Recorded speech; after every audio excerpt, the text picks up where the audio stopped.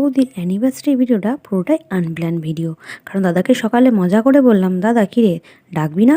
তখন দাদা বললো হ্যাঁ ঠিক আছে চলে আয়, এরকম বললো। তারপরে দুপুরে দাদা ফোন করে বলছে সন্ধ্যাবেলা আসবি কিন্তু, অনেক জোরাজুরি করছে।